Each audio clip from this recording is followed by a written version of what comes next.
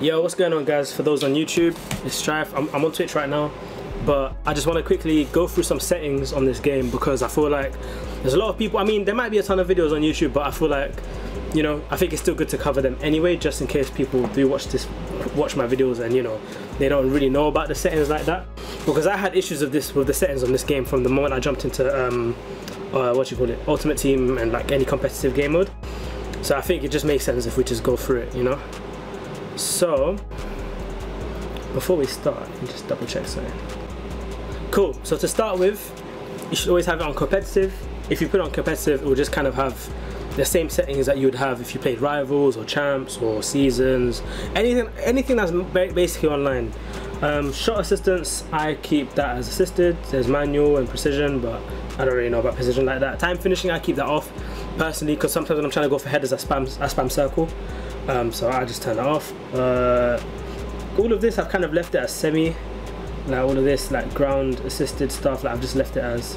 Pass receiver is important though. I keep this on late. I think it basically just means like when you press X to pass it, how long you have to change, how much time you have to change direction before the player actually kicks the ball. So if you, for example, if you look at animation start, which is this one, if a player starts the animation of passing, then you can't change what direction that ball goes. So I always leave on late. Sensitivity, I'm not sure what this really does, so I just kind of leave it. But I think the main thing that people have issues with, and that I had issues with personally, is switching players when I'm defending, as well as just defending in itself. So when I jumped to this game for the first time, I had auto switching on, like it was switching automatically, and I think this was on advanced defending. Now I've gotten used to advanced defending, so I can play in advanced defending, but tactical is probably what's better, which is what I use now. But when I first started playing, I was getting cooked. I was getting cooked using advanced defending, because it just lets you choose your own tackle type. Do you get it? So the player actually never goes for the ball, if that makes sense. Like you have to do it yourself, so it's more manual. So I like to stick it on tactical. It just makes more sense. And yeah, AI and pass block assistance, I always keep that on. But yeah, this is the main thing that's really throwing people off, and it threw myself off as well. But I keep it on tactical. It was originally on advanced, but tactical is the way forward. And then this is the one that annoyed me the most. I was playing a game, I think it was on stream on Friday or Saturday, and it was switching my, like, so basically it was set to automatic, so it would switch my character. So while I'm tracking back to defend, it was switching between all my defenders. It was really weird. So I just do only on air balls. So for lobs and crosses, it will switch on its own, depending on who's the most nearest to the ball. But yeah, or you could do it on manual if you really want to like keep it to yourself and let you just fine tune how you want everything to go. But I just personally just keep it on air ball. Auto switching move assistance, I don't know what that is, so I'll just leave that as is. Classic for right stick switching preference. I don't really use right stick switching, but I just put it to ball relative. And none of this I don't really know much about. Contextual dribbling, people are saying that this is a problem, but because you're playing competitive, this is always going to be off, so I don't really see the point of mentioning it. But orbit dribbling, you can keep this. I don't see anything wrong with it. If you hold L1 and L2, that the player will kind of jockey around the ball while they're dribbling. I haven't used it much, but I just keep it on anyway. And I think that's the main thing. I think those are the main things.